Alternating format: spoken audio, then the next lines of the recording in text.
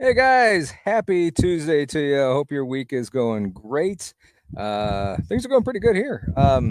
Finally recovered from Brumley. Man, Sunday was rough and Monday I was still kind of tired, but got a good night's sleep and seems like we're back on track. Anyway, great show for you today. We got Daniel and Tom backstage. We're going to talk some AI stuff and whatever else seems to come up. We'll throw it out there. So, but you know what? Before we bring those guys out, I want to do a few things here. Remind you guys that Halloween is coming, one of my favorite holidays. So I love decorating. My wife and I love decorating for Halloween. It's kind of my brother-in-law does it too. I mean, he does it real good. I'll have to get a picture of his stuff, and I'll put it on here sometime. But it's fantastic. But we just love doing that. This was our house last year. The fence goes around it, and we have all kinds of fun stuff. And the neighborhood kids love that skeleton and stuff. So what I thought we would do is have a little contest. If you decorate for Halloween, you don't have to decorate for Halloween. If you decorate for Halloween, take a picture of it, send it to me at paranormalamongus72@gmail.com, and we'll have a little contest. The email address will be coming up here on the bottom of the screen here soon. We'll have a little contest, and once we get close to Halloween, I don't know a date yet, but I'll put all the pictures up, and I will have you, the viewer, vote on them. So yeah, kind of cool. And the winner is gonna get a Paranormal Among Us T-shirt, and which is that right there. And then I'll also throw in this awesome pillow, very comfy pillow. So that is coming up at the end of October. Let me think. Anything else I need to talk about? Make sure that you come on out to Ray County. This was going to be in October 26th and 27th, overnight ghost hunt. It's going to be kind of in two parts. So it's going to be, I can't read that, 1 to 2, 1 o'clock, 1:30 in the afternoon to 2 o'clock the next morning. It's put on by Blondes and Booze and After Dark Paranormal. We are going to, for the first part of the day, $15 will get you into Paranormal 101 and Cryptid 101. So they'll be teaching you all kinds of stuff. That's going to be a fun time just for that alone. But if you want to stay the whole day, it'll be $65, and that gets you Paranormal 101, Cryptid 101, a pasta dinner, and then the overnight ghost hunt. So it's going to be a great time. Go to Eventbrite, and it should be under Blondes and Booze. I'll be there. Greg Ogles will be there. Krista and Brandy will be there. The gang from After Dark Paranormal will be there. It's going to be a fun time. I know a few others in chat are talking about going, so it's going to be a fun time. So make sure you guys get tickets for that. I'm sure I'm forgetting something because that's what I usually do. And but you know what? We're gonna get this party started. We're gonna bring up Daniel and Tom. Make sure they're all ready. There they are. Hey guys, how you doing?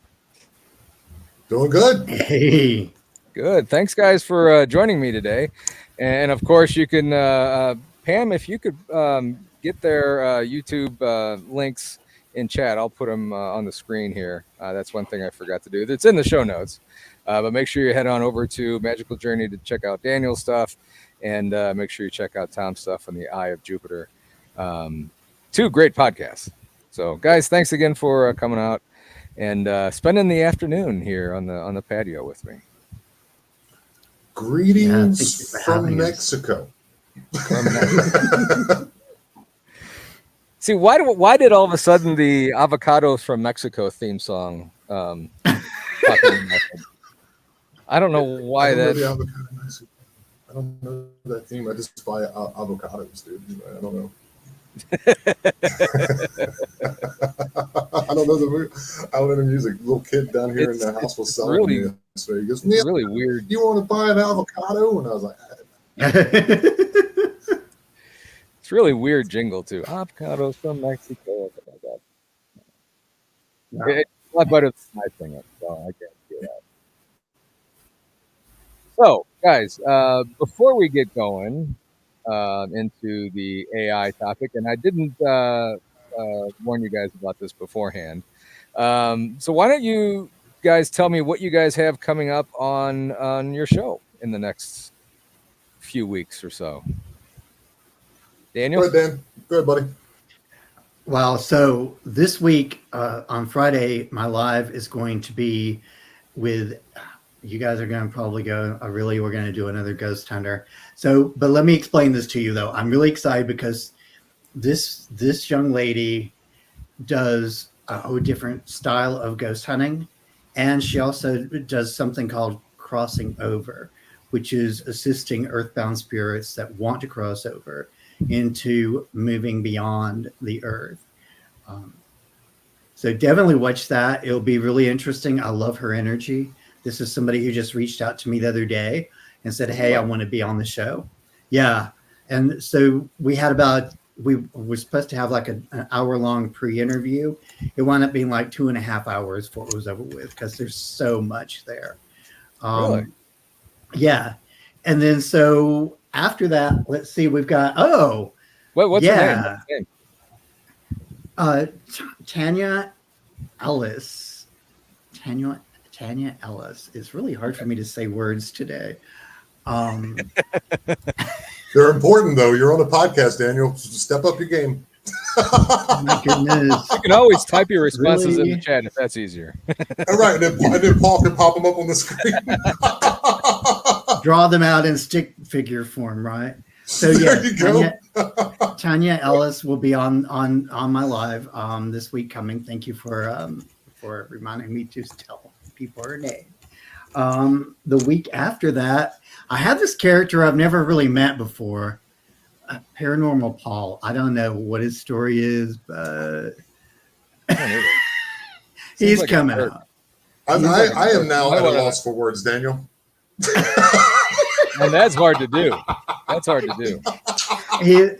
I'm excited. I'm really excited because, like, honestly, getting you guys to come onto my show and talk to people that are on my side of the game a little bit and get them interested in your podcast is a big deal for me because a lot of my followers that have been around for a while really are kind of new to this whole thing. So I'm excited about that. So that's one of the things going on.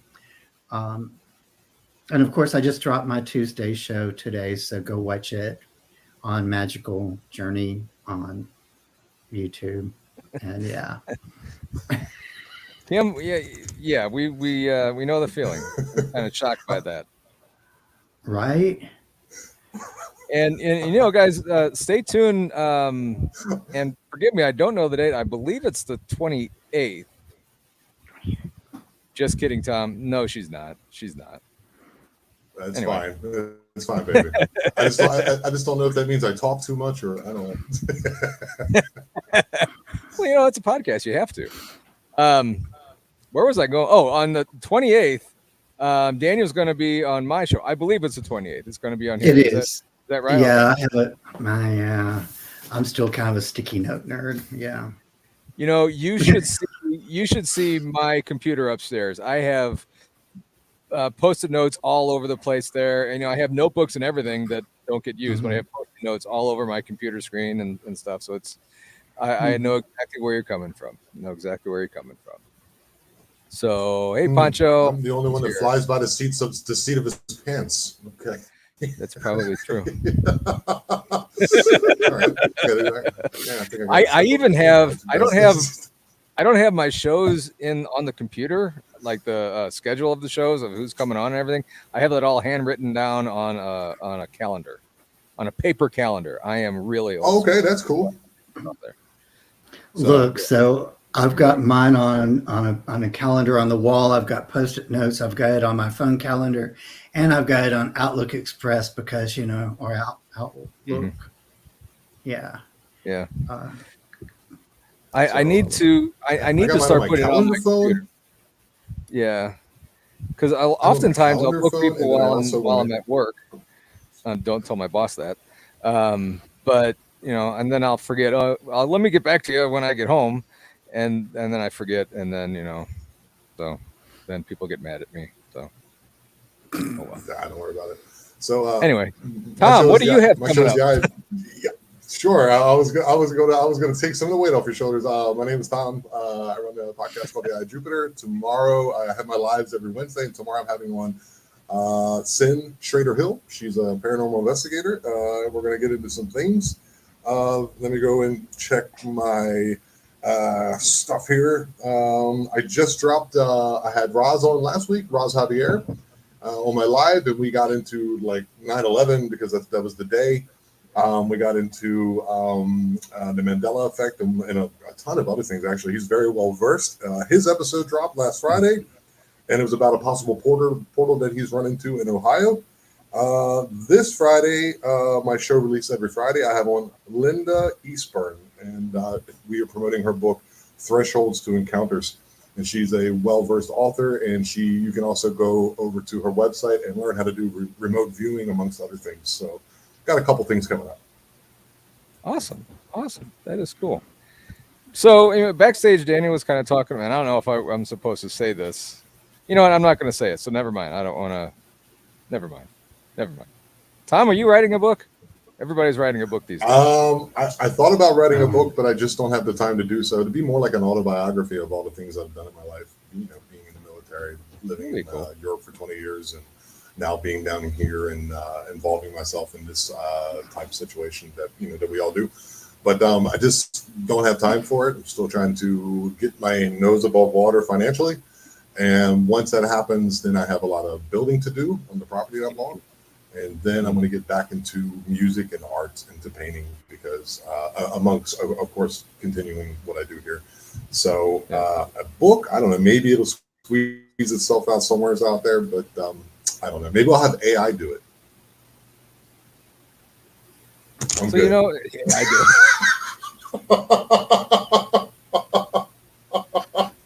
do. It's easy to do. Apparently, I mean, anybody can write a book nowadays, but yeah. I've always, what the hell, Paul, you're freaking me out. What did I do? Oh, so Shelly was going to ask me if I was going to talk to you about a book. I guess talking to me about writing a book. That is weird. Okay. So. I don't know what that means, Tom. When you figure out how to do that HMU, which HMU? What is that? A university? Is it a football program? Help me understand. Help me understand. Is that right? Help me understand. Did I guess that? Time when you figure out how to do that, help me understand. Did I guess that? Am I hip now? Am I cool? Kim, is that right? Oh, hit me up. Hit me up. Oh, darn it. Hey, Mr. University. I don't know.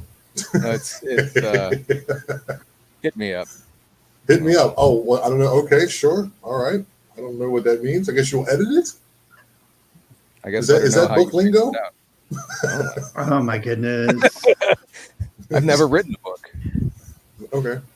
Anyway, y'all gotta get with the only thing I've ever times. written is jokes. Yeah. So I don't know if that helps. And the ones that I write are bad jokes, so I don't even bother. I try them out here, and my wife and son just kind of roll their eyes at me and just kind of throw things at me. So whatever. Wow, that's so anyway. You did the segue to AI, and we kind of slammed the door on that. So you know what, we're gonna go back.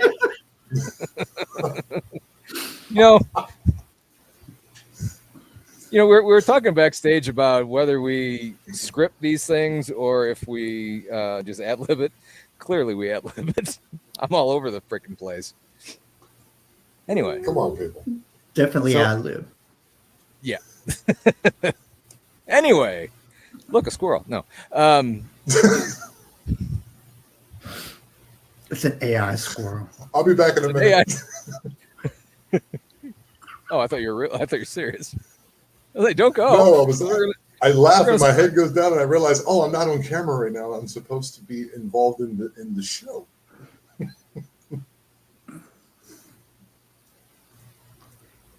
So anyway, we're going to talk about AI stuff.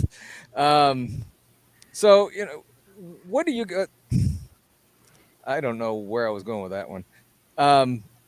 What do you guys think of AI? Do you think it's a positive thing? If it's a negative thing, what are your thoughts on it? And then I'll tell you mine. Okay, I think at the beginning it's going to be a positive thing. I think right now we're in the positive part of it. It helps us do a lot of things when it comes to, say, for example, podcasting. It helps me create pictures. It helps me do some of the pre-writing for me, and then I'll go through and change it the way I want it. So there's things like that makes it good.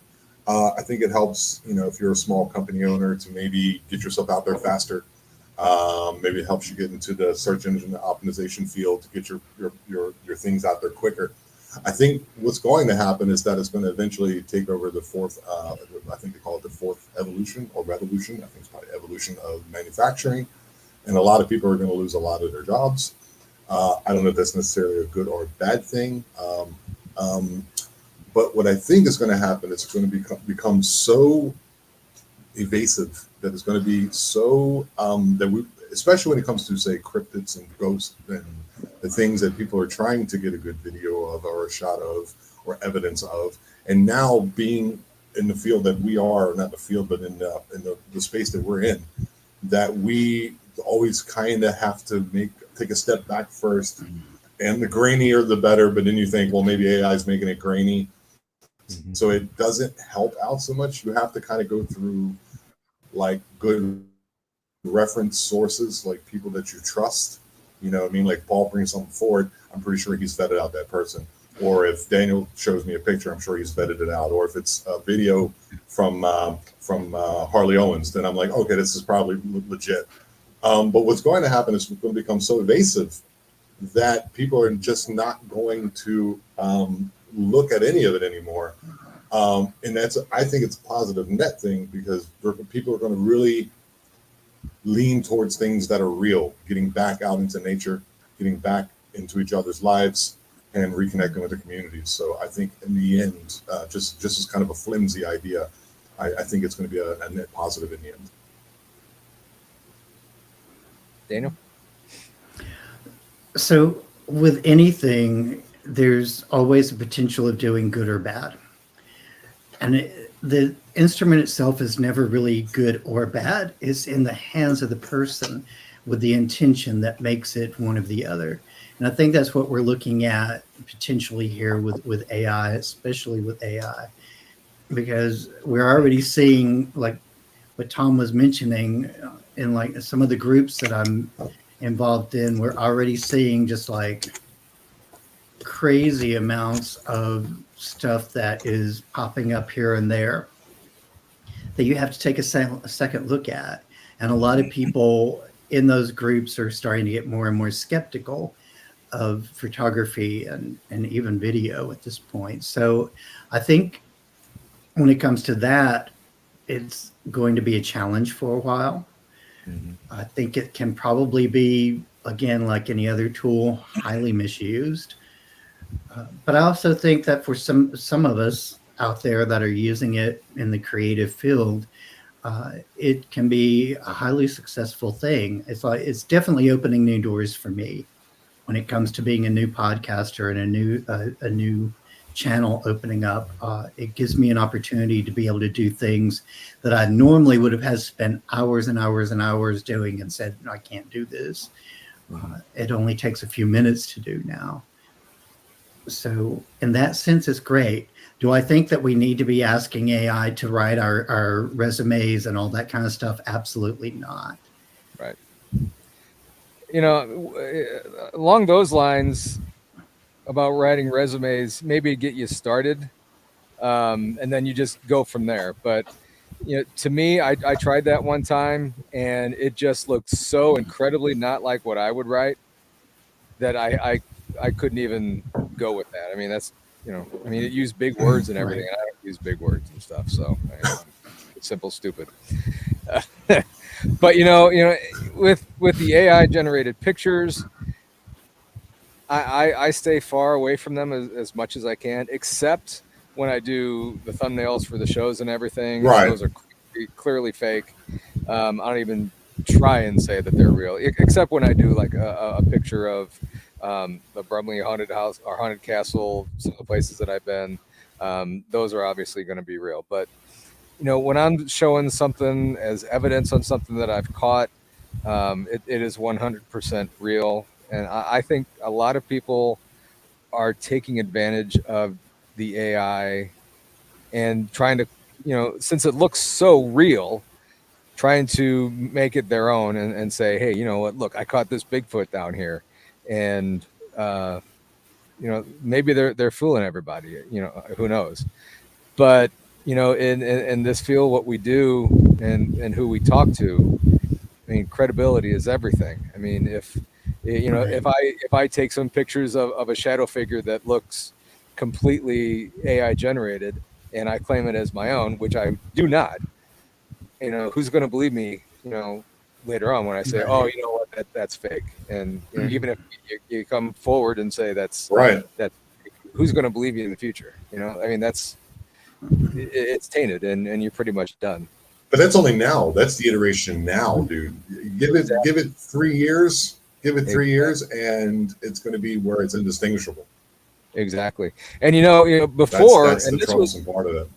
This wasn't even that long ago, where if you say create an image of people holding hands or a person at a computer, the fingers would all be messed up or something. It would be kind of wonky looking.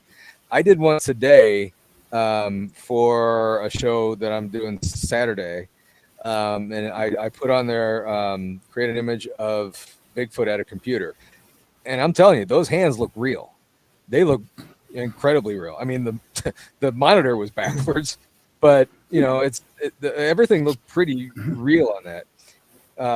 So it's kind of scary almost. And, even going further with like kids today in reports and stuff, they will never know the agony of going to a library and looking through the Dewey Decimal System and all that stuff, and taking hours to find one or two little things of reference. But it's they probably think Dewey Decimal was some dude in the town or something who really liked numbers or something, but it was an actual system in which you had to flip through this like long, like a very narrow file folder of like little cards, and then go and then look in the section and find that book you were looking for. Like, I think children have it easy now. They just have to change 4 or 5 words, then it can't be called plagiarism or something like that. But to genuine, that's a lot of things too in our field. I think genuine thought is missing throughout the world. Like genuine thought. Everyone just kind of says what everyone else says. Everyone wears the same clothes. Everyone wears, as you can see, I am not wearing what someone else normally would wear because I am not cool. But it's becoming something untenable for us. I think people need to like we were making a joke about writing a book and I'll have AI write it. And when you go back through and read it, you just realize they use the same words like unveiled and unraveled and all these like buzzwords to get people to look at what they're doing instead of being genuine. And I think, like I was saying, it's going to be a net positive in the future where people go, oh, that sounds like something that Daniel would write or Paul would write. You know what I mean? That's cool. That's their own idea and concept. And I think that's never going to be taken away. But when it comes to these video things, like I seen like Facebook ads where like you can have like an AI girlfriend now. And it's just like, that's that movie Him with Joaquin Phoenix. That's before the Joker. It's back when you can still see I'm not going to say what it was, but and it's scary, dude. That's super scary for me. Like, and if you look at the rapidly declining population numbers throughout the world, because you remember, 20 years ago, they were like, oh, we're going to, there's not going to be enough. Now everything's on the downslide, like Italy, China, Japan, just to name a few. I think it's kind of part and parcel to what they, I'm a big conspiracy guy, are into as well. So AI has its applications, but at the same time, you need to be weary of it and just make sure that you actually go outside and actually touch a tree once in a while. That way you can remember and ground yourself in the reality in which we happen to be in. Yeah, definitely. And you know, my son's guilty of this too. That he spends a lot of time on his computer a lot. That's fine. He does what he loves to do, but every now and then, get out, go swimming, go. He doesn't ride. He doesn't ride his bike anymore. He doesn't ride bikes. And I mean, remember that's all we did when I was a kid. Yeah. But get outside, play, throw a ball around people and stuff. So, you ever played bike tag? Did you ever play bike tag where you actually have to tag the other person's tire with your tire? Oh yeah. Oh, that's extremely dangerous. But you lived. No helmets. No helmets. No text messaging. You would just come home all messed up, and you had to take like I know one guy fell down and he got like a whole bunch of gravel in his skin under his rib cage there. And they had to take like Ajax and like a brush to get it all out of there. He screamed, but he got better at bike tag afterwards. Wow. No kidding. And you mentioned the AI girlfriend. Who was that football Tina. player? Huh? I called her Tina. No, there was a football player, Manti Te'o. He played for Notre Dame. Right. He didn't ever show. Did he show pictures of her? I don't know if he did or not. But he claimed he had a girlfriend and went so far as to they were getting married, I believe. And he made it all up. I think he was catfish, wasn't he? He was catfish. I didn't keep up with it too much. Catfish is like where they were like, yeah, I'm a real person, and it didn't turn out to be anybody. I think it might have been. I don't remember the whole story, so I don't want to go. This is like 10 years ago. I know Trump. Yeah. Yeah. There's a Netflix special on it that's really pretty interesting, and it kind of embarrassing for him too, which is odd.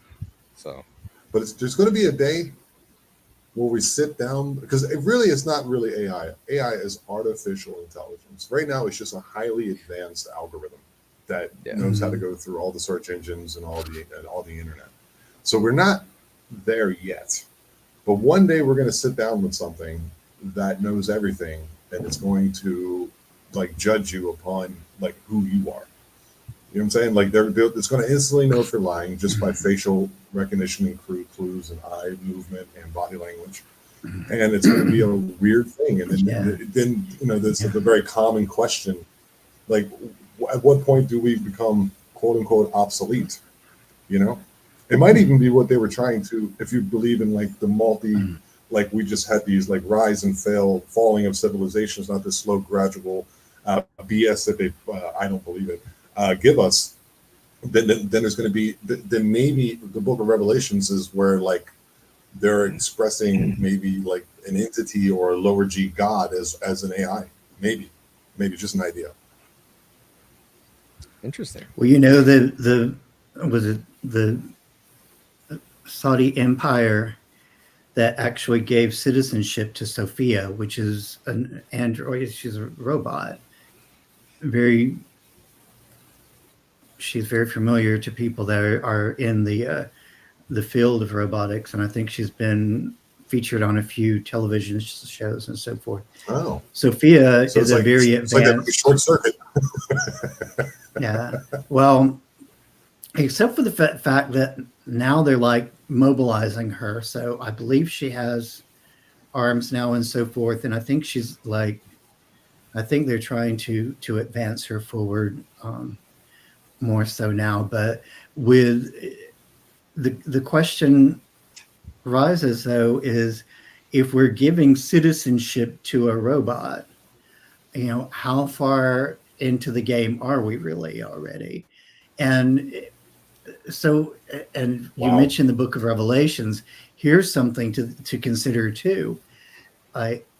With biblical understanding, you have to understand that the biblical narrative all revolves around the area of the Middle East, because that's where it was at. That's where everything happened at. So and I think, Tom, you and I had this discussion once before about what would happen if they infused either a robot or a flesh and blood individual with the ability to access AI.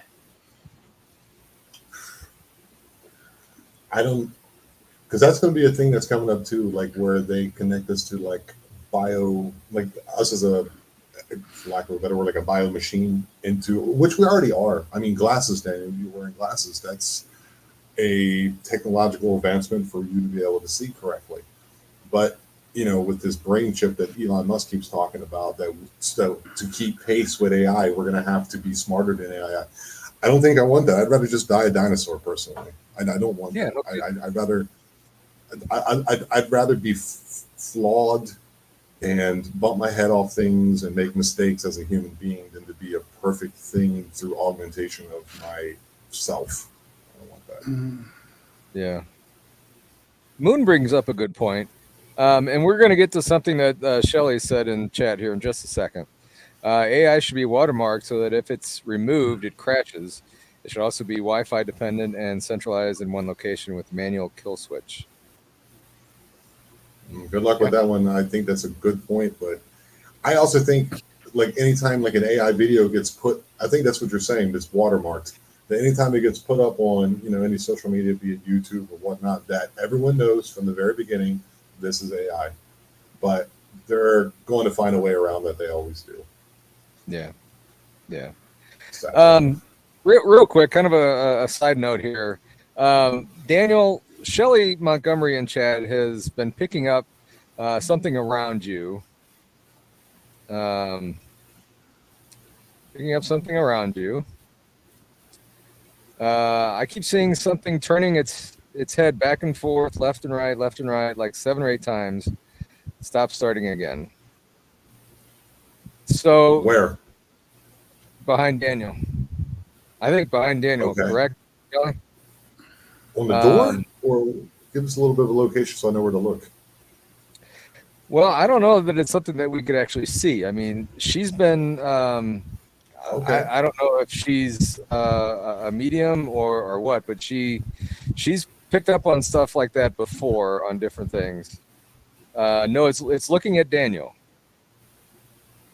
So, Daniel, do you feel anything right now that something's going on in your room there?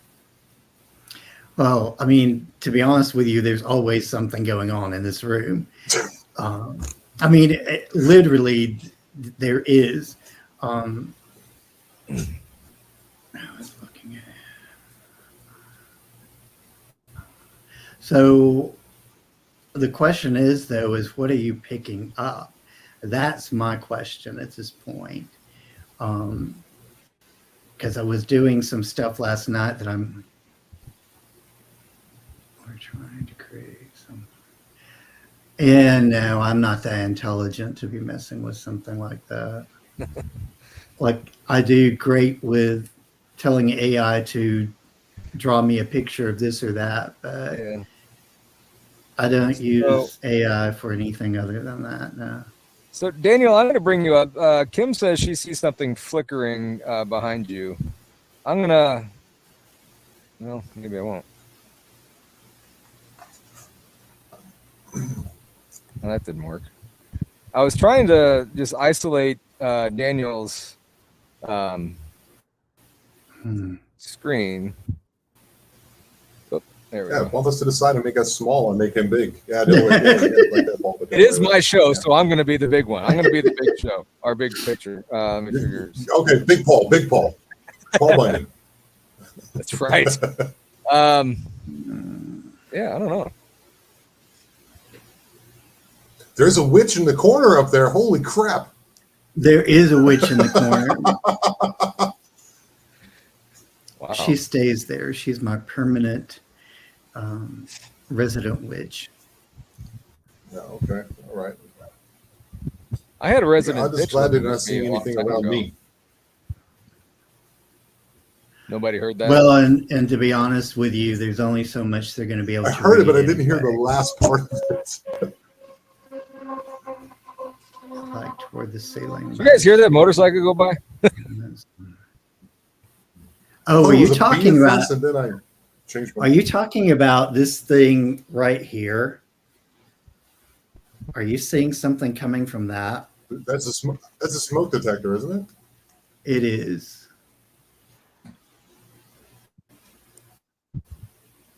Huh. That's a smoke Let's see if we can get detector. it. Let's see if we can get it going, Daniel. Let's see if we can get it going. I put the smoke towards your smoke detector. Oh God, this house is it's a So, smart house, supposedly. so you know what I don't know. happened to me one time about 10 years ago or so? We were thinking about moving out of our house, and we had a realtor come in, and we were going through the paperwork and everything. And at this point, let's see, 10 years ago, my mom had died recently. She died in 13, so it would have to have been after that. So we were sitting here in the kitchen talking about something, and all of a sudden, we've never had this happen before. All of a sudden, our carbon monoxide detector goes off. We didn't have anything going at the time, and we were just talking about my mom too. And all of a sudden, that goes off, and I'm like, you know what? We're done. We're not moving. She wants us to stay here. I think we were actually talking about what we would do, how we would get our stuff out. But yeah, it was really bizarre, really bizarre. Did you check the batteries afterwards? Because you know that they'll go off if the batteries are low. Yeah, I just changed them. Yeah. Oh, okay. Yeah, it was Quick fix. bizarre. It was really bizarre. So, but anyway, talking about bizarre things. Where were we talking? What were we talking about before we got into this stuff? We were talking about what's going on behind Daniel. Yeah, I mean before that. Oh, before that, you mean? Yeah. Oh, we were talking about the AI. Oh yeah. See what I mean? I got to write things down, or I just completely lose it. So There's a through line. Yeah, There's a through line. Yep. And then there's little offshoots, and then if you can bring it back to the through, you know, man, you want the radio. You're good. The one thing that I'm more concerned about, other than AI, is all these photo editing softwares. Where if combining those with AI, I mean, you could make something completely fake out of a real picture. Throw a Bigfoot in the corner and make it look really good, and it's a lot harder nowadays to, I guess, have credible evidence without people, thinking, oh no, he photoshopped that or something. So yeah, I've been seeing these videos of like professional athletes like making these incredible plays, and it just this is to go off topic, but just I seen a really good Mandela effect the other day that blew my mind that I'd never seen before. Paul, if you're a sports guy, maybe a little bit. I am a little bit too. There was I don't know if it was a fake video or a real video. It was Evan Longoria. He used to play for the Rays, and he was talking to a female reporter, and a ball came flying at him down the baseline, and he just reached up and snatched it. Okay, do you remember what the lady looked like? The reporter, you remember what she looked like? Like a little bit in your mind? Blonde hair, blue dress. African American woman. Look at the video. It's an African American woman now. I seen it and it messed me up. I was like, "There's no way I would have." I'm not saying I particularly would remember, but it's just such a switch that my brain went, "That makes no sense." That one messed me up. That was a recent one. You have to see that. That's crazy. Sorry, I remember the video. Yeah, he wasn't even looking, and all of a sudden he caught it. Now, do you think that's real? Right. Do you think that video is real? The original video. This is like but they were able to do stuff back then too. This is like 2012-ish, 10-ish, somewhere around there. Yeah, somewhere. So I don't know. But there was a lot of videos like people where a guy jumped through a car when it was driving by. We all knew it was fake, but that one in particular, I thought it was fake too. But so it could be now that they're taking the fake video. Maybe even the woman that they're putting in there is now fake. You know what I'm saying? That could be also AI, and where they just switch it over and then make us go. Maybe that's the whole thing. Maybe AI can be part of this Mandela effect too, because whatever we're now seeing and able to use, they've had for what 20, 30 years.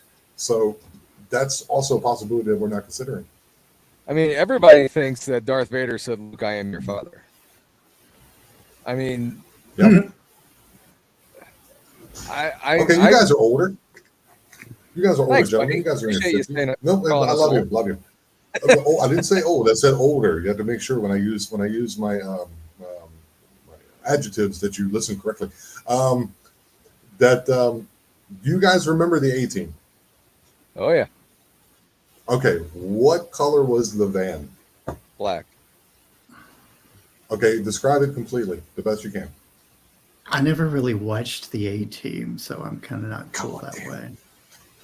Okay, So- this is a question for Paul.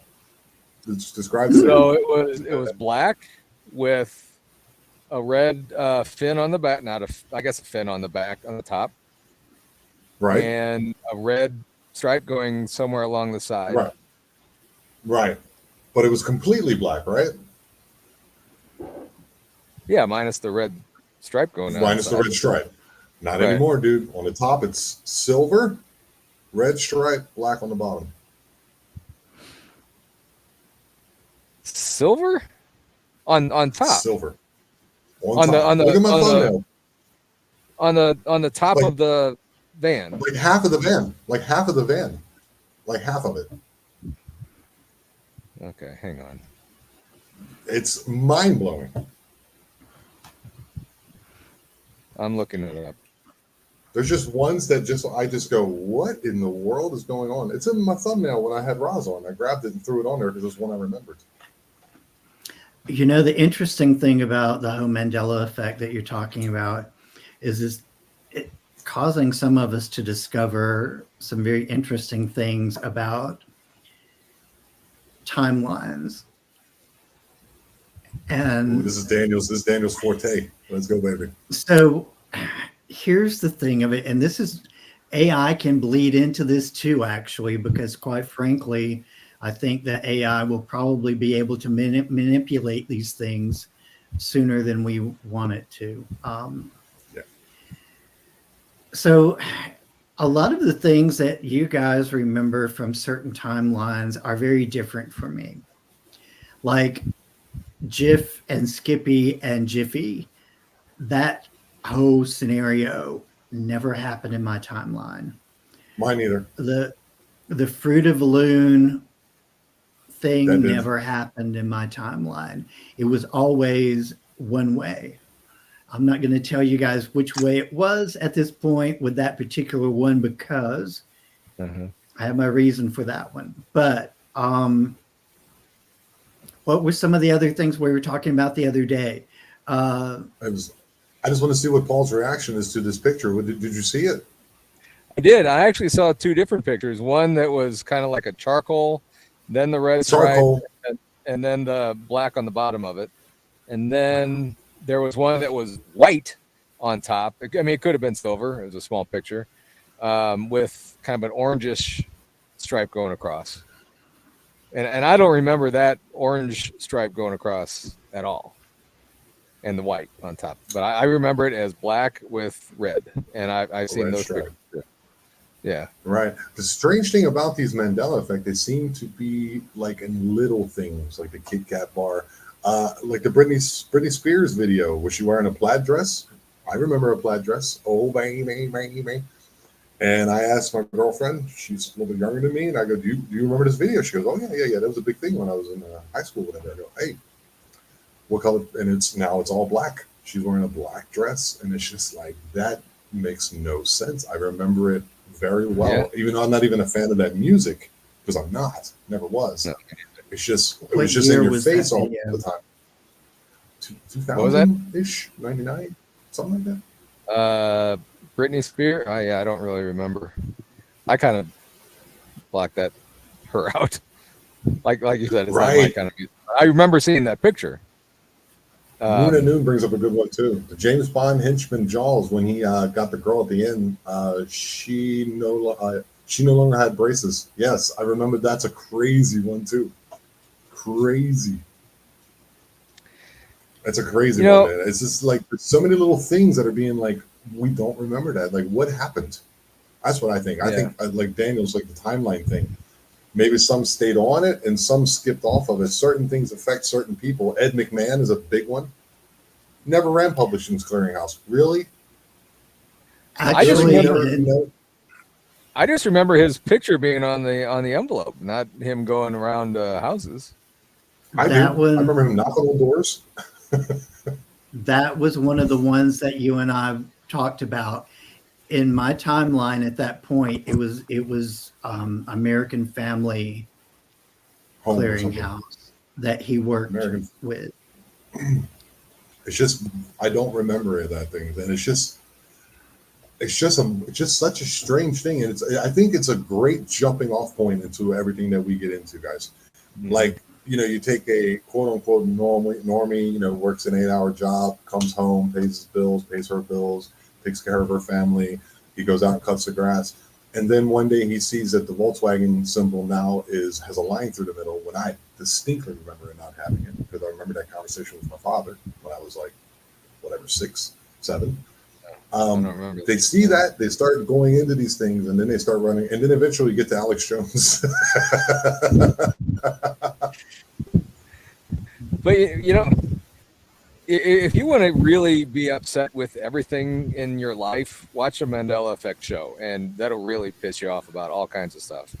I remember I missed Blondes and Booze one time when they were doing the Mandela Effect, and I watched it the next day. I was so mad.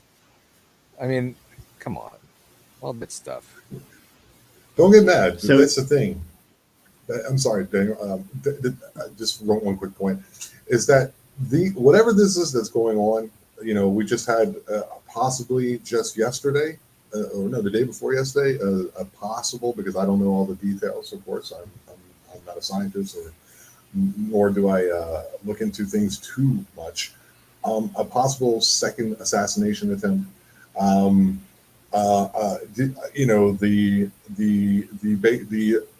quote unquote coup that happened. They don't want you to believe your experiences, and they want you to feel that you lack the ability to understand what's put in front of you. You understand what I mean? So you have to go back within and don't live within the 5 senses, and don't live within fear. It's a lower vibration, and that's what they want you to do. So don't let it piss you off, Paul. Just see it, recognize it, move forward with positivity, and then I think that's the best way to go about it. I'm sorry, Daniel, go ahead. No, I was going to say one of the most interesting things about the Mandela Effect with me is finding that I remember completely different things in our family history growing up than other family members do. Like, they totally do not remember. Now, granted, a lot of them are very brainwashed, so they could have very well been manipulated into believing something happened. They are literally, like, my family at one time was, we'll talk about that another day. Okay, that's exclusive from our show. Okay, cool. All right, you set him up, dude, and I'll knock him down. Let's go. The situation though, where family events that happen, and you go back and you talk about it, and they're like, that didn't happen that way, and I'm like, yeah, it did. And they're like, no, it really did not happen that way. So what I'm wondering is if there are some of us that for some reason seem to fluctuate back and forth between timelines, and it somehow, and things really don't add up in the timeline that we're presently in. Like, I honestly don't understand how, what was it? There was another thing that we were talking about. I wish I would have written all those down that we were talking about the other day. And I kept saying, nope, that the way it was in my timeline was completely different. It's what they're saying it was. What they're saying. Do you say the word timeline around them? Do you, when you talk to your family members, do you say the word timeline around them? I say very little to my family members, especially when it comes to anything strange. because Or would they would consider are strange, of course. well, they consider eating pork strange. So there's that. Okay. And they're not Jewish, by the way. They're not Jewish, by the way. No bacon? They Come also, on, man. yeah, Bacon? no bacon. They also consider technology evil. So they like. Oh, okay. Yeah. Okay. Wait, what did Or you say, they- Danny? Okay. There was a point in time where the majority of my family considered technology evil. So a lot of them didn't grow up with telephones and so forth like that, even at one point. So yeah. Wow. I mean, I can kind of see that. I mean, I maybe not to the extent that they think it's crazy, but yeah. I mean, nowadays you can't be without your phone, and just leave me alone sometimes. I think you can. It's really interesting I though, think we because can. I think that's a very crazy misnomer. if you look at the area I'll expound. I think. Go ahead, Daniel. I'm sorry. Go ahead. There's a lag. No, go ahead. Yeah, there is a No, lag. I was thinking of these things right here. We can go without them. It's always a choice. I'm sorry, I don't mean to correct you, Paul. You're my brother, man. I love you, dude. You're a great dude. Great podcast. Always been super nice to me. What I'm trying to say is that in the end, everything is a choice. The only thing I can't do is by banking, and I think that sucks as well. But other than that, I can be without it if I really wanted to. I mean, I completely agree with that, but I try my hardest to not use the phone all the time. But I mean, still, there's people that you see them walking around on the phone. You see them driving down the road with the phone. I mean, it's my favorite is when they walk into like street post. I love when they walk on the street post. I love that. I don't want to get hurt.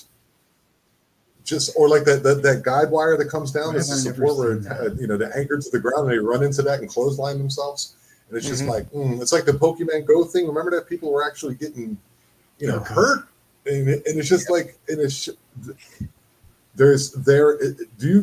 a question, guys. Do you really think there's NPCs in the world? Do you really think there's people without souls walking around amongst us? Little tagline for your show. Could very well be. I mean, I've seen some people just walking around with that empty blank look in their face that, I mean, they're not there, whether it's chemically induced or whatever. I mean, and they don't seem to they don't seem to care. I love the wording. Trying to be very careful. But they don't seem to care. Are just happy to go home and have Fruit Loops, and it just amazes me. Yeah. It's incredible. Yeah. Trying to look at some of the chats here. Yeah, that's kind of where I'm at right now, is looking at some of the. So go to the top floor. Yeah, there are a few fries short of a Happy Meal. What's the word for all the good ones? Not the brightest bulb in the package.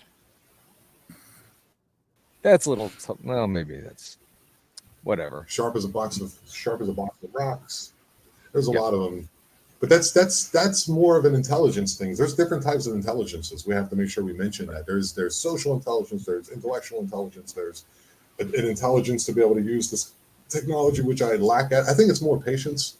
I don't have the patience for it. It's like, just work. If everyone else can do what, everyone has their own thing. But what I'm saying is that when we're presented with certain things, that everyone just goes hook, line, and sinker with what's being presented. You know what I mean? They sit there, they watch their MSNBC or their Fox News. I'm not picking sides here. Strange enough that we have sides on that, be it as it is. I'm a Fox News watcher. Whatever, you got to get both sides of it to see what's really going on, and even then, it's obscure. But the mere fact that just people accept what's being told to them without looking into any of it is what drives me up the wall. You know what I mean? The fact that someone has an authentic, an experience with the ghost, like what you're doing, Paul, and going out to these places. And there's people who will watch your video and go, oh, that's all hogwash. That still exists in the world because they're too busy counting zeros on a screen is, for me, an NPC. Exactly. And, that is why, in my mind, and I've heard it from many people, that, credibility is everything. I will never fake evidence. The AI, the titles and stuff, that's certainly fake, but anything that I would ever shoot or claim as something, I always try and debunk it. And I always, even if somebody's presenting it to me, of theirs, I'll ask, did you do this? Did you do that? Whatever, Yeah. No, I think even a root below being, honest with what you're doing is authenticity. If you're not, because people can read through that, you know what I'm saying? Like, Daniel, you're thinking, you have a lifetime of experiences and the things you've read, the things you've done.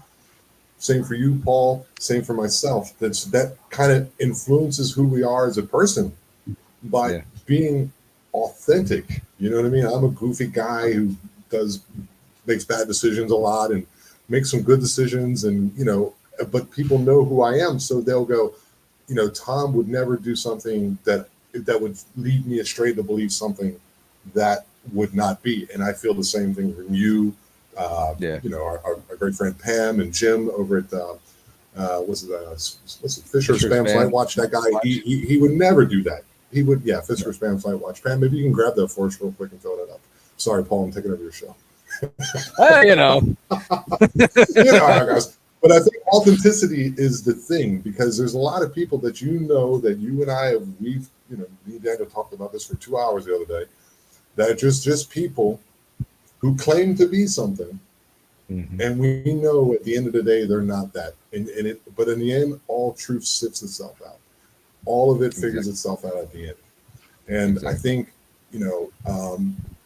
getting this information out that we do, and trying to be as equally handed as we can be, as well as making the person not feel like they're being attacked in any way. There it is. Thank you, Pam. Thank you, Pam.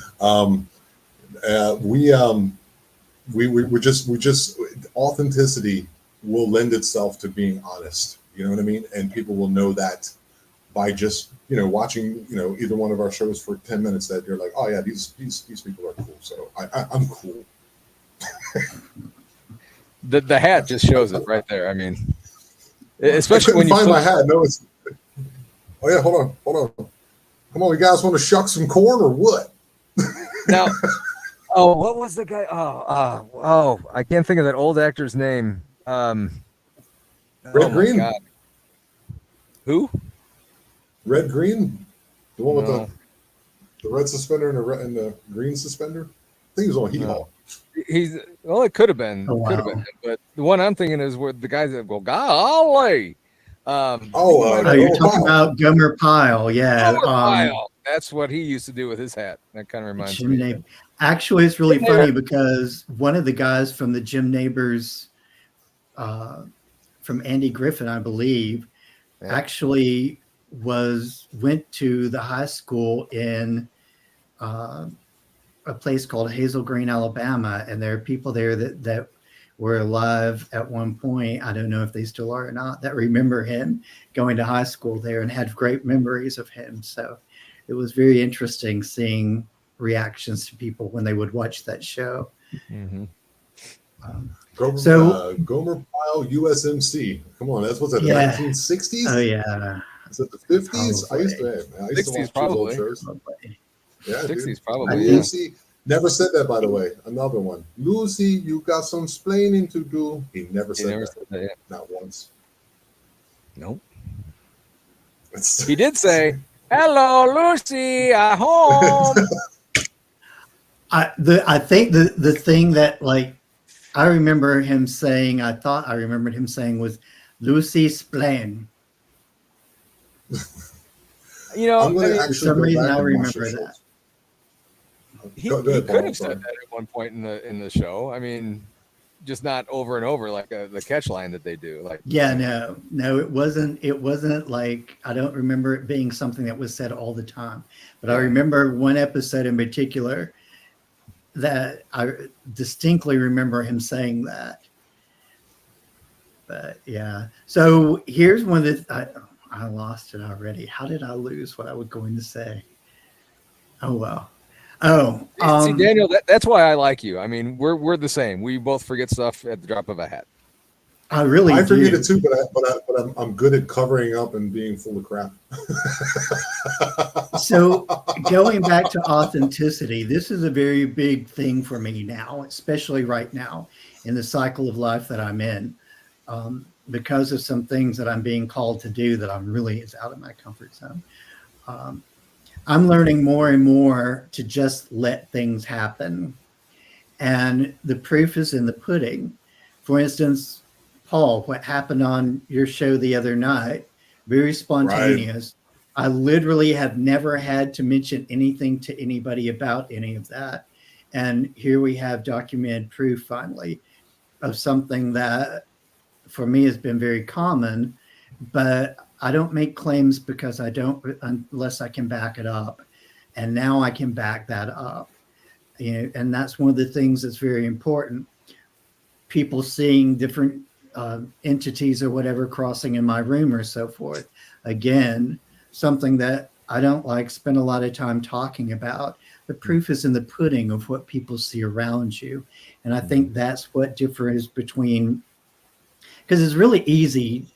I mean, guys, come on. There's so many people in the paranormal community that make some very big claims. Very big claims.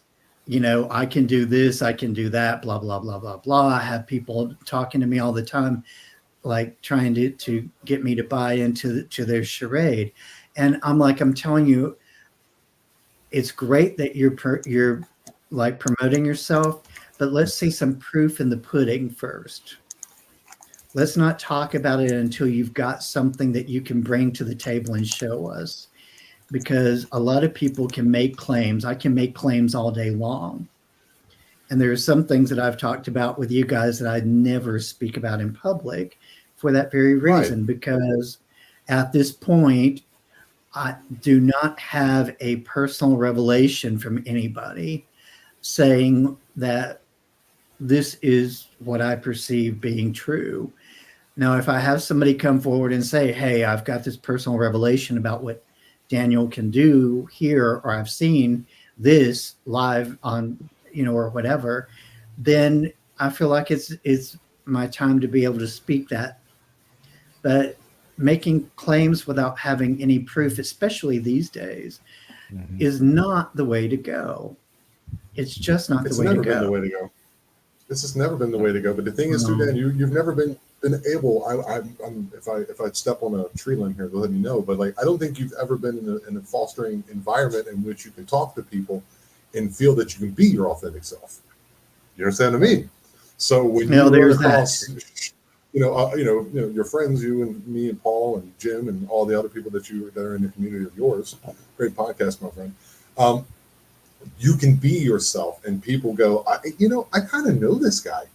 You know what I mean? So like, it kind of lends itself to the authenticity when you're on camera for hours on end and, doing your show. It makes it easier just to be who you are. So, and, it's good. Finally, I hope that you're coming out of your caterpillar cocoon and you get to spread those witch wings and fly around. and Daniel, we talked about this before the show backstage, that talking about just doing the show where we're just talking and no guest or anything, and how difficult it is or whatever. It's all part of coming out of your comfort zone. And no, it's not comfortable. I've never liked it. You don't like it. And you even said that, what did you say? People might not want to hear what you're saying then, but they do. Right. They do. I mean, we do. Yeah, we do.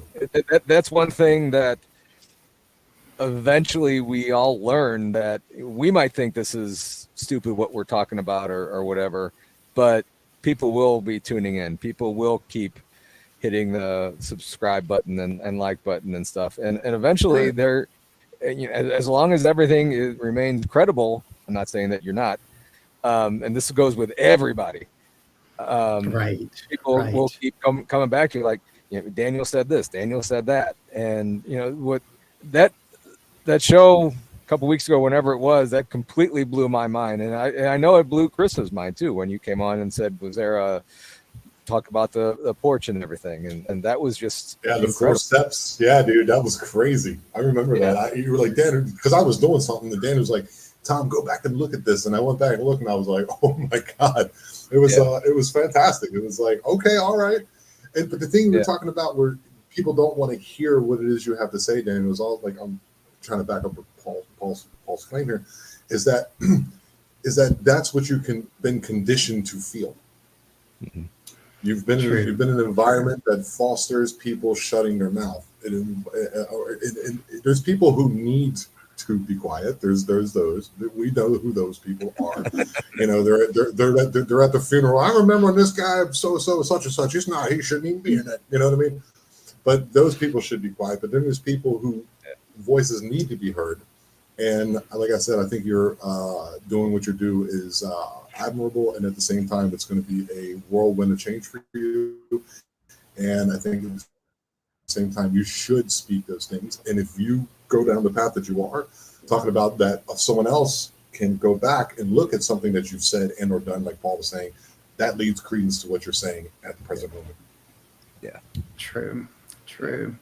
And it's like, I think, though, again, when we bring it back to the whole thing with AI, I think the challenge for those of us that are trying to come forward right now to speak a truth that may not go against, or that may go against the grain of what the majority is saying, there is a tendency for the majority of people to go, I don't want to hear this, because not necessarily because and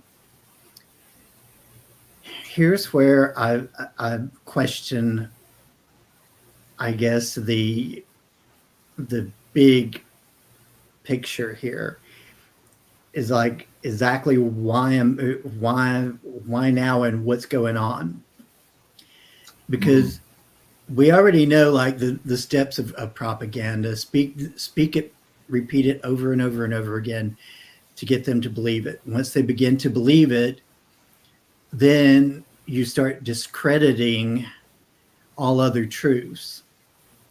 Yeah, and eventually voices.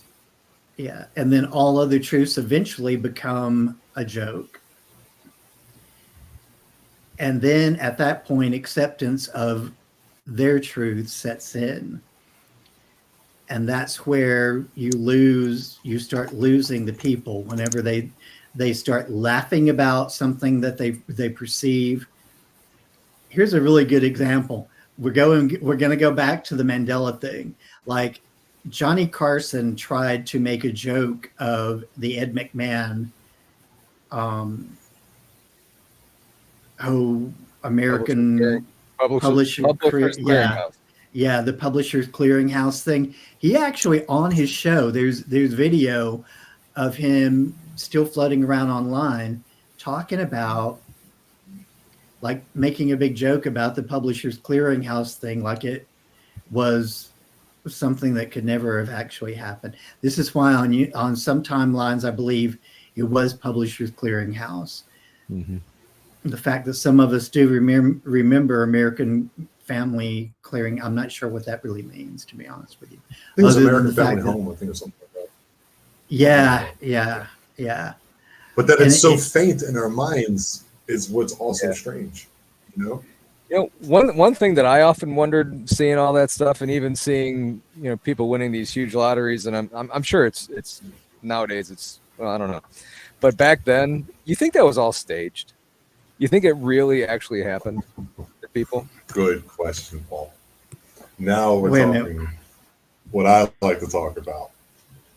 Repeat because that. We do know they like to create the problem. Yep. What happens, and then create the solution. Yeah. It's a very similar tactic when it comes to everything, when it comes to false flags, when it comes to what you believe, what you see, and what you don't see. Remember, we're telling you guys this at the same time. We might be, we're the ones in front of you. You guys are, awesome. You're around the side, just chatting away. Kimber's been killing it over there. To go out and do your own, they say research. I don't know if it's research, but whatever it is, go and look into these things with an open eye. To go ahead and promote my show a little bit. There you go go. And look at it, and then bounce it off of your own subjective reality. And at the same time, when you meet people or when you're in a group of people, I'm not saying always you need to enjoy life too. Welcome to Mexico, the dog barking. When you meet people at places like, you sometimes it's like to find the people that you can talk to, because waking up minds is not about hammering them in the face with ideas or things that because you might be a black belt in it. You know what I mean? A black belt, whatever it is, you might be a black belt in Mandela effects, AI, whatever it may be. And these people will not hear you. And that's why I think like the Mandela effect and AI is a jumping off point into it. And you can use those kind of things to maybe tease apart and maybe start getting some other people to start thinking about things differently, to kind of lend credence to what Daniel was talking about. He was just saying, we've been conditioned to not think in a certain way, and that a lot of it is staged. I absolutely believe it was 100%. I think since if I get this wrong, don't kill me. I think it's 63 that the America that we know is not the America that we believe it is, had changed at that particular moment. Yeah, it's been weird since then. Yeah. What happened in 63 to make it? That was Kennedy. Way? That was Kennedy. Okay. You remember like when I think it was Eisenhower. Yes, it was definitely Eisenhower. His State of the Union address before he left office, he was talking about, we have to be careful that the military industrial complex does not undermine our democratic processes, and that we need to be aware of that. And then I just seen Bernie Sanders on with Theo Vaughn talking about, anyone can become president, but anyone can put their names on the ballots and this and that and the other. But if you don't have the money, then you won't be able to get there. So you have a 5% chance of being the president. And we lie to our kids: you can be president. You can't be. You have to be part of the oligarchy. It's not what they seem to be, and everyone kind of knows that. I would say 90% of the people know it, 10% don't know it. These are NPCs, and then there's like 40% who don't want it to be true and therefore kind of ignore it, especially when it came to a complete. That's for sure. Mm-hmm. Very interesting stuff.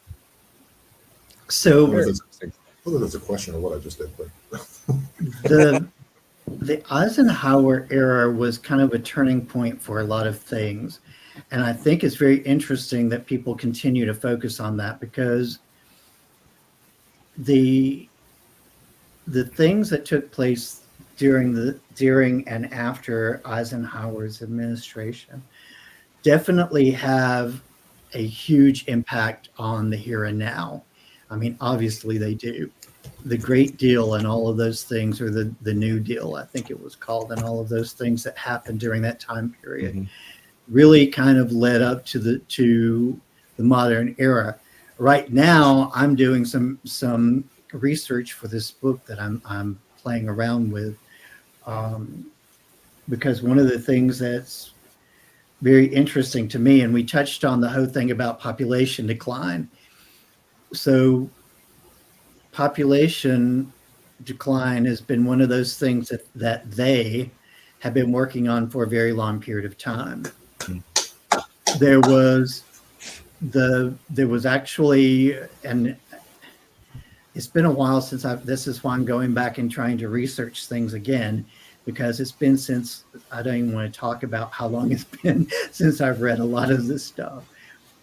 But there was a point where we had internal combustion engines, right? Then we had internal combustion engines back then.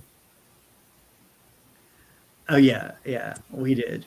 Okay, we actually had flight. We had flight back then. But the fact of the matter is there was a point where people were going, we have to figure out how to fix the world population because it's getting out of control, and we don't want them to outnumber us to the point where they could possibly create an entire army against us globally. So with that, I remember and I was too young to actually grasp this at one point, but I remember reading about them actually having commercials geared towards zero population growth at one point because they were worried about the 1970s or so. They were worried about the expanding population in this country taking up resources, supposedly. So even at that point in the 1970s, they were trying to commercialize the idea of people pulling back. Well, now let's flash forward to now. Now we have all these people who are so disenchanted. We have an entire new generation of people who are literally not even interested in having children. They'll tell you that. Now, the new generations will tell you, I don't want kids. I don't want to bring kids into this world. They literally are now at the point where they have brainwashed people to not desire. Right. And with that, you've got countries like China and here in the United States all worrying about their futures now because fewer and fewer babies are being born. So now they've actually succeeded in brainwashing us to believe this is not a world you want to bring children up in. Well, I mean, right. You live in a large city. Think of the ramifications of that. Yeah. Think of the ramifications of that. They demonize, they literally demonize the mere fact that you exist. They want to tell you that you're insignificant. You're not insignificant.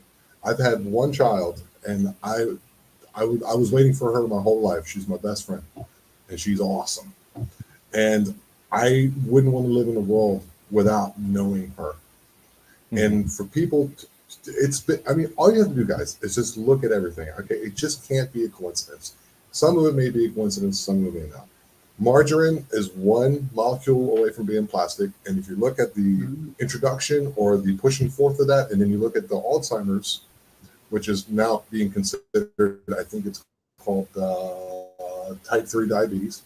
I think that's a new word for it, Alzheimer's. Then you look at circumcision. Just go ahead and just think about that. Circumcision.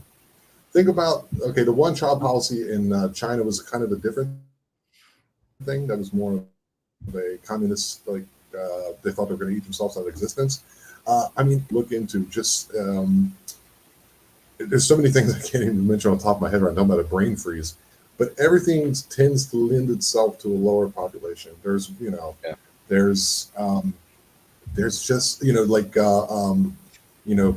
pan-parenting. There's a lot of kids out there that do need, someone to take care of them. There's a lot of, orphans and things like that. I understand that as well. But if you look if you look at the economic things, like in Italy, I was watching the whole thing in Italy, like the reason that their populations are declining is that they don't make nearly enough money. So what they do is that they're having all the people who go to college there are now leaving to go to countries like Germany and England and France and the United States and therefore to have a life worth having. So the only people who can afford to have children in Italy are those who are already well-to-do. If you're making on average 30,000 euros a year and a kid costs 10,000 euros a year, where is these families coming from? Not to mention the industrialization and everyone getting pulled into these cities. It's some of it's by chance, and I think, but a lot of it is by design. So I'm saying, fall in love. That's the most important. You don't have to get married. Fall in love. That's the most important. You're going to make mistakes. We all make mistakes. I was in a loving relationship for 20 years that fell apart, but I got a child out of it, so I'm happy with that. So it's nothing wrong. The experience of having a little one grow up in front of you and not mold their mind, but teach them to have a bullshit detector. You know what I mean? Just we're watching TV shows about germs and this and that and the other. I'm like, okay, just think about this and think about that. Is one of the most fascinating, as well as like humbling and incredible things that you can do with your existence. My opinion. One other thing that's makes everything about raising a kid so rewarding is when you see them grow up. You see them. So my son's 17 now. Hear a parent or somebody say, "Boy, that your kid was so polite. He was just went over the top of what we expected from him." And he was just on a couple job interviews, and I went with him on one of them. But I didn't go in the interview. I waited outside, and the person who was interviewing him was walking him out the door, and I heard her say, "Well, thanks for coming in. I appreciate you. It was nice talking to you," or whatever. And when I heard his response, so my son is kind of reserved, kind of quiet. Believe it or not, I was too at that age. And his response was just like, "Oh, I really appreciate meeting you, and thank you so much for taking the time to talk to me," something along those lines. Mm-hmm. But I'm like, holy shit, this kid's growing up. It's like, that's my boy right there. That's a young man right there. Look at him taking responsibility for his actions, and it makes you feel like that's what you want to see in other people. You know what I mean? Because you are him and he is you and you are everyone else and they are you, looking at reality subjectively. So when you meet people in the streets and you just say hi, hey, how's it going? Shake a hand. Hi. Snap them out of it. You'll see them people, we're talking about the phones running into wires and stuff. You just want to grab them and shake them a little bit and be like, hey, you're breathing in a mixture of nitrogen and oxygen and 1% of other elements right now. There is no roof on the planet and the earth is spinning 600 miles an hour. Have a nice day. You know what I mean? That's fun. Exactly. And for 1 second, they forgot that they have to pay their telephone bill. You know what I mean? Right. Exactly. You guys talk about this whole thing with parenting. I've never had children. I came from a family that just believed in propagating, and to the point where I found it ridiculous. I came from 16 siblings altogether. Holy so cow. yeah. Almost had two baseball teams. Yeah, literally. If they could have gotten along, they probably would have made one heck of a baseball team. So here's another piece of information that I discovered the other day. Like, statistically now, because of the new era that we're living in the sense of Roe versus Wade, there are a large number of females in some of the states now that are kind of pushing the envelope on what they feel like women should and should not do, who are starting to resort to sterilization.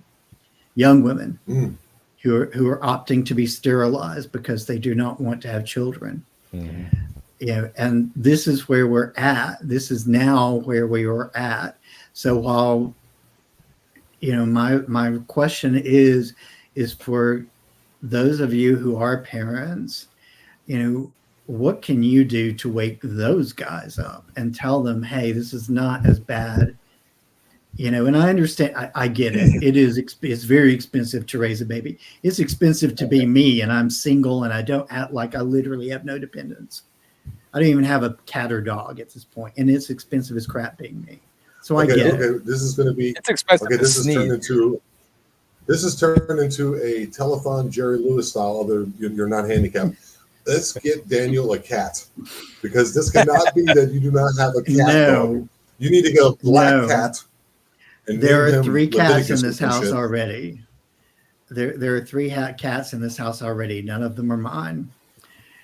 Okay, I'm also allergic to cats. I'm allergic to them. Okay, then don't pet them. That was a bumpy road that just ran down there, wasn't it? Jeez. This is an odd rabbit hole. What would I say to people who think about sterilizing themselves? What I would say is that you are young. you're young, when you're you're a woman. This is mostly a woman thing. You're a woman, and you want to be able to be self-sufficient, and I think that's completely commendable. I think there's nothing wrong with wanting to be able to choose and do what you want to with your life. But there's going to be a point where that biological clock starts ticking, and you feel it coming, and you feel something. And if you made a decision, like I made decisions when I was 15, where I ran my bike into a fence just to see how it would feel. Mhm. Now, when I'm 44, I wouldn't do that. I'm just saying. Why are you looking at me like that, Daniel? Do you see his face grimaced and shit? It's just like the things that you. Mine think did too, just but like be- 2 seconds later. Yeah, it's a delayed reaction to Tom's BS. Just the things that you do when you're younger that later you're going to regret. Sure, maybe you smoked some marijuana when you were younger, and you weren't ready. You didn't have the proper setting. You didn't have the proper friends around you, and you had a bad experience. Doesn't mean that when you're in your mid-30s, like I was, to try it again, and then like open my mind to the possibility of so many things. Connecting with God, for example. That marijuana definitely helped me do that. But doing something like that's pretty much, I don't know if it's completely irreversible. I don't know how it all works, and maybe if we're lucky enough, some of these people can be that it can be reversed. I just don't think it's a wise thing to do. That's all I'm saying. Yeah. And as far as me trying to talk someone into it, I just basically tell them, how great an experience that I've had with them. Yeah, it's been challenging, but you don't know what, I mean, it's not cut out for everybody. And I'd rather see somebody not go down this path and have kids than have one and regret it and treat them like crap. That's kind of There's that point too. my point. I mean, I just, Right. I'd rather just, say my piece, say what, great experiences that I've had, how gratifying it is. And then, Right. if they choose that they want But this to. also, I think a lot of it. I think that's a very interesting point, Paul. I think that it's really cool that you would even mention that, like, you'd rather a person not do it and then be happy than to do it and not be happy.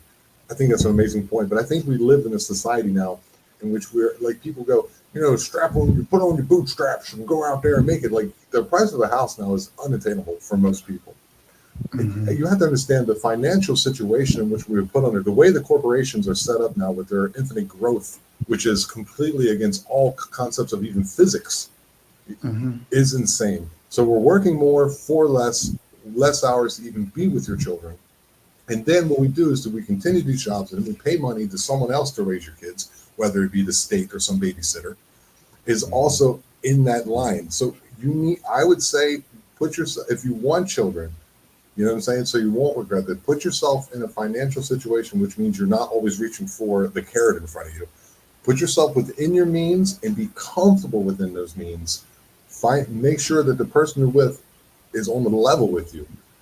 I want a kid, I don't want a kid, whatever it is. And you find that person you fall in love with. Love is most important. Not having money is important either. I think it's like we were saying, it's an overarching mindset that you can't do it, but you can.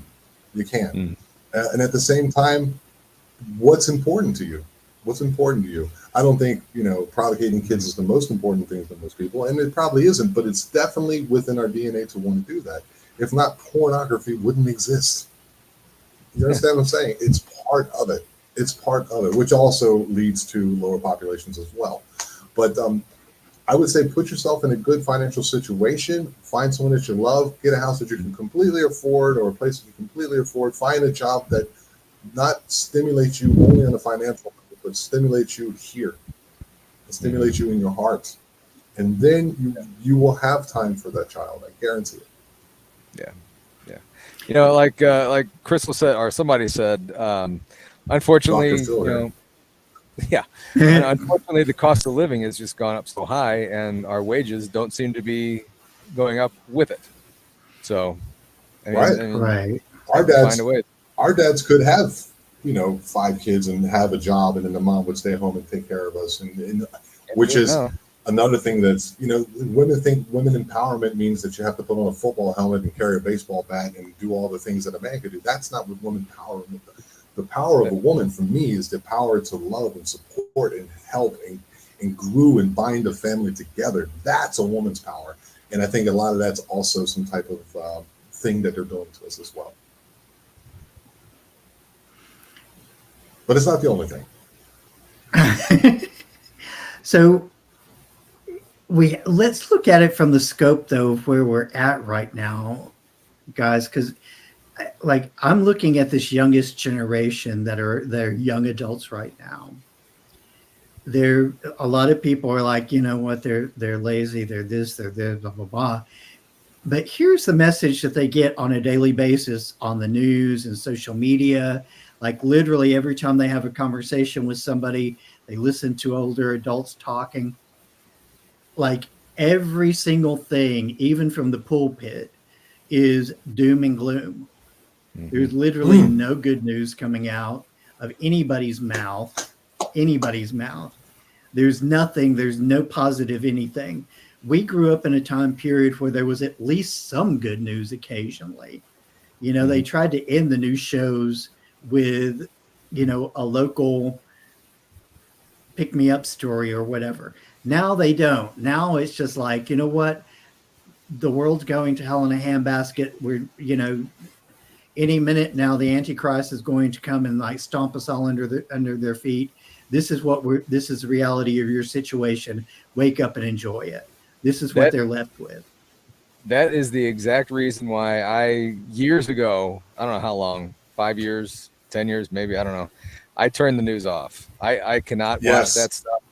When the lead story is someone getting murdered, and then the closing story isn't that feel-good story that it's supposed to be, you can't watch it and be happy at the same time. At least I don't think.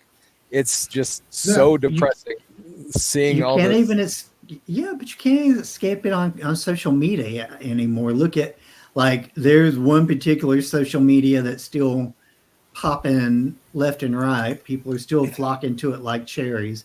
And every time I go on there, I see all this like horribly exaggerated bad news. Yeah. And I'm like, that's the old Bill Hicks joke. He would like, it's 24 hours a day. It didn't used to be that way. It used to be one guy came on, Walter Cronkite or whoever. It would be the news in the evening. Now it's 24 hours, and then it's death, destruction, famine, war, AIDS, And then you look out the window, and he does like a cricket sound that I can't do, and you would go, where's all this happening? Because it's the spread information is too fast.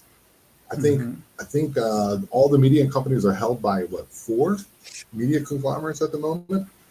It's all, if you watch them, there's a whole video where like you can see them going step by step, word by word. The intonation, the timing, the way they say what they say is exactly the same, and it's like hundreds of them.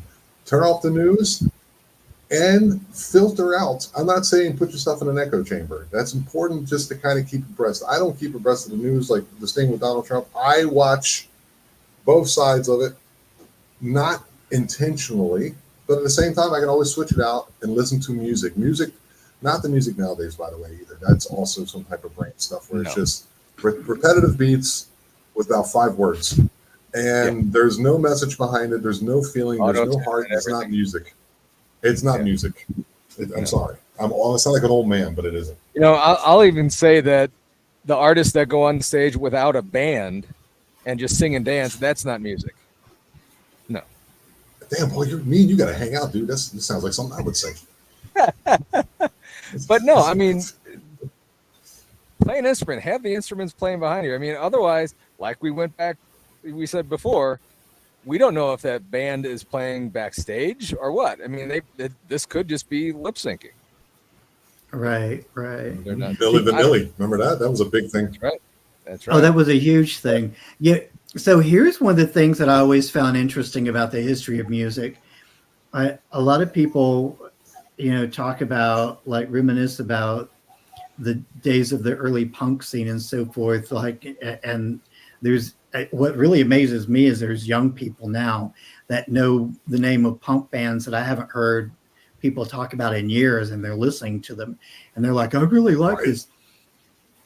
So here's the thing about the punk movement, and it was violent. Yeah, there was a lot of just it sounded to people who were listening to Lionel Richie and some of the big guys back during that time period, it sounded like a bunch of noise. But here's the thing about it. Like X just finally decided that they were going to quit doing tours and so forth. They retired finally. They're like X, a million King's years X? old. No, X, the punk band from out on the West Coast. They finally decided that they were going to hang it up. They're like 10 million years old. They should. But here's the thing of it. It's like all of these guys, if you go back and you watch the documentaries and so forth, they would admit, they were like, we literally had no idea how to play the instruments we had. We had no idea. All we knew how to do was make some noise. And the kids loved it. And we threw some words to it.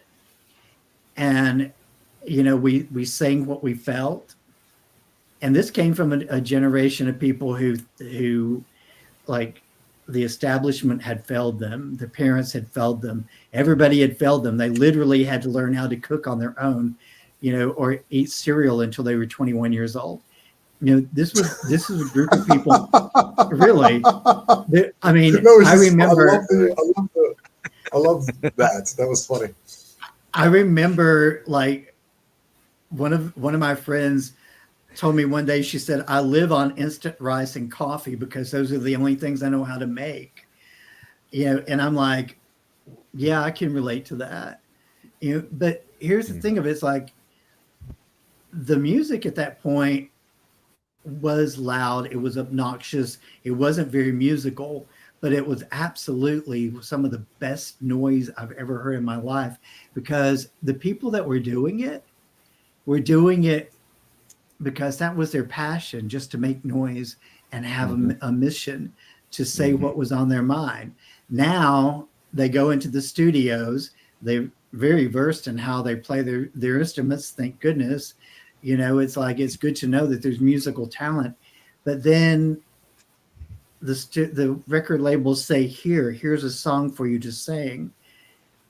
And they've already got there's no creativity. They just do what the buttons get pushed, and they do what they're told to do. Yeah. I'm a musician. I've been playing guitar for 20 years, over 20 years. I'm a singer. I can play drums. I can play bass. I can do a multitude of things. And in my band, Lamera, if you ever want to check out LAMERA, I was a singer, songwriter, and I don't know music theory at all. I remember going in, and when I recorded the albums, the guy who recorded is a friend of mine, and he was like, you don't know anything about music theory. Why did you choose this note over this note? This note sounds better. And I go, it doesn't. It's what I felt. It's how I feel. You know what I'm saying? Like, I can't explain it. It's a little bit, it's a chord thing that I chose. It's a weird, odd chord thing, but it was supposed to be that way. It's supposed to be distuned. I love music that I feel something. It could be Michael Jackson and I want to dance. It can be Slayer where I want to throw stuff around. I'm really into like psychedelic doom metal and the space they put in there and the feeling they put in there and that power that comes out. That's music. But what is being played now is complete and utter programming. Okay. Hey, totally agree. And here's the interesting thing: every pop star, they're really attractive. How's that possible? The uglier, the better, I say. I want to see ugly people making ugly music. Have you seen the Rolling Stones? They're ugly. Mick Jagger has some big ass lips. Let's go ahead and say that. He's got some Jagger is no longer able to even sing, right?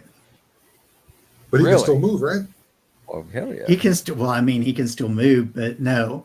I just that was one of the things that somebody was mentioning the other day, and I actually went and did some research on it. Apparently he's lost the ability to sing now finally, but again, he's 10 million years old. It's time to hang it up. I've never really been a big fan of the Stones, and I like some of their songs, but at some point you just need to stop. I mean, they make Metallica's senior getting there. living. Metallica's getting there. How old are those guys? They're in their 60s. Really? I think. Wow. I think they were born like 63. I used to be a huge Metallica fan. I mean, everything after like Justice for All, I'm like, okay, Black Album, it's well produced and all that. It's great music, but it ain't what I listen to when I listen to Metallica. I'm listening to Master of Puppets and Justice for All and one where you're just like, all right, I feel that. But there's a time that the first couple albums of a band is like where you really get them. And then after that, it's always some type of facsimile of what it was. Even Slayer, I used to be a huge Slayer fan back in the day. It's just like, you're angry, but why? Why? Well, like you said, the first couple albums, that's their hook. And if the people really love that, they're coming back just for. And I just heard a whisper. Did one of you guys just whisper? No. Okay, at 1:41:30, I got to look at that because I just heard something whisper in my left ear. Anyway, your left ear, be careful. It'd have been me. I have a tendency to do things like that and not realize it. Brandon, my right ear headphone is Daniel, this is not a police interrogation in which you commit to crimes that you haven't done. Okay, I didn't hear you whisper. Anyway. You smell different when you're asleep. They're all trying to figure it out now. I'm gonna lock my door from now on when I'm sleeping.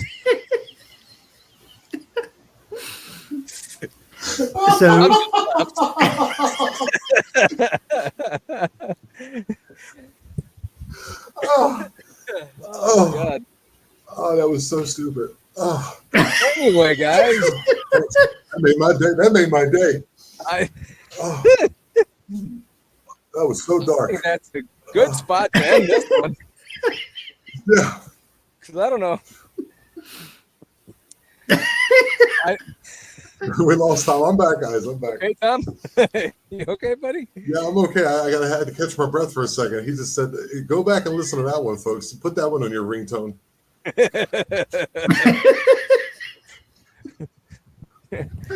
Say that before you go to bed at night. So it is very interesting about this year. I think The Cure is finally going to release another album for the first time in a while. Talk about a band that has been around for a long time and has a large following, but I don't know if my internet's bad or is Paul's. It's probably mine. What happened? What are you hearing? What happened, Tom? Were you freezing? I've noticed, actually looking at, I have a different screen over here that I'm looking at on YouTube. Tom, you and I don't look great. Daniel, you are sharp as a tack. Your feed is sharp as it's just fantastic. So, it could be. I don't know. That's fine. We have some kind of really crazy internet here, and I'm also on a MacBook Pro, so maybe that, I don't know. Okay. Well, upstairs I'm on a Mac, not a MacBook Pro, but I'm on a Mac, and I still a couple of weeks ago I was freezing and it was weird. But I don't know. I'm on an Acer. You're on an Acer? I have that for my monitor. Wow. Okay. Bought it in 2015, baby. You're using a computer from 2015? Yeah, it's called BROKE, baby. That's true. That's true. Does it have a separate room for the mouse to run around the wheel? Yeah, dude. It's got a disk drive. It's got a disk drive in it. Wow. Wow. Yeah. But hey, if it still works. Yeah, dude. I didn't even know that. Yeah. Yeah. So, well, guys, we have reached the hour. It's not about the technology. It's about Yes. Go ahead, please. Go ahead. No, finish that one. I want to hear. I want to hear. I want to hear how that finishes. No. It's not about the technology, folks. It's like we were talking about. It's the content and what you create, guys. And Right, if you guys enjoy coming back to these shows, go ahead and support them in any way you want to. Just go ahead and put that little thumbs up on one of Paul's videos or Daniel's videos. That's what helps us out the most. And that you guys are interacting. Paul, your community on the side is amazing. I mean, so many messages. It's hard to keep up. Oh yeah, they're awesome at chatting. We get so many great people in chat. I just, the fact that, I mean, we only have 13 people in chat right now. I didn't see the total numbers for the whole show. I think it got up to 20 or something. But just the fact that people want to come back and hear what I'm saying and what you guys are saying is very flattering, and it kind of goes back to getting out of our comfort zone. And a year and a half ago, I would have never have. I heard it again, 146. I heard that. That. Okay. But getting back, these people in chat are just fantastic. The only time that I've had kind of stinkers in chat was, you guys know when it was. That show is no longer on anymore. But anyway, I digress. But like you said, Dan, it's us getting out of our comfort zone and doing this stuff that we love to bring to the people, and they keep coming back. So it for me, as long as they keep coming back and as long as they keep hitting the subscribe and like button, I'll be here the next show. And I don't want to speak for you guys, but it seems like it's the same for both of you guys and a lot of the people that we follow as well. So yes, but hang on a second, I need to get a drink of water. Let me kill that so you're not watching me walk across the patio here, because I had to move because the sun was getting on me. I figured as much, but now you're just walking. What's the big deal? You have a gape in your walk or something? What's going on, Paul? Well, no, I mean, you don't want to see me walking around the. Anyway, please hold.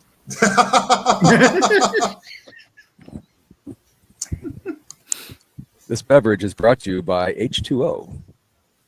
Anyway, guys, thank you for coming on the show. Yes. We went down all kinds of different rabbit holes and stuff, and I had a blast talking to you guys. Again, make sure you're subscribed to Magickal Journey. Make sure you're subscribed to Eye of Jupiter. And they all do great stuff.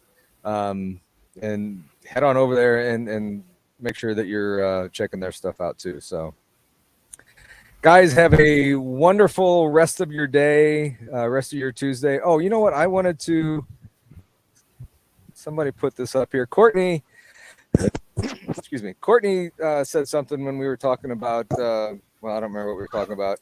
So important these days, spread kindness and not hate. Right. So right. We appreciate you guys for coming in here. Hope you all have a great rest of your week. And we will talk to you real quick. Daniel, who's on your next show? What do you got coming up? Oh, wait a minute. Hold on. Yeah. Okay, so next show I have. Now I've got to get my notes out. Yeah, I've got me thinking on all kinds of directions. Tanya Ellis is coming on, and she will be talking about ghost hunting and crossing over. Nice. Tom? I have on tomorrow at 7 p.m. Eastern Time, I will be having on Sin Schrader Hill. On Friday, I will be releasing which is my regular show. One more time. It's hard to remember all of them because I do have quite the lineup going on at the moment. I will be with Linda Eastburn in her book Thresholds to Encounters. And next week, on Friday, I will be releasing an episode about a friend of mine who witnessed a satanic ritual in the forest of Germany. Ooh. Oh, yeah. Very, very interesting stuff, guys. Yeah. Saturday, make sure you are subscribed here. I'm talking with a guy named Jay Birch, who had a Bigfoot encounter at Mount St. Helens. You might have seen him on Small Town Monsters. And he actually, and this is going to be a first for me, and which is something that I love. He also has a YouTube channel that is called Bigfoot Barbecue. He has a cooking show. I really wish that that was Bailey saying hi. I really wish that I had him in person to do a show so I could eat some of his barbecue. That would be fantastic. So anyway, Amy, you'll love that one. Yeah. So you guys take care. We will have a great rest of the week, everybody. Stay safe, be kind, and we'll talk to you guys later. Yep.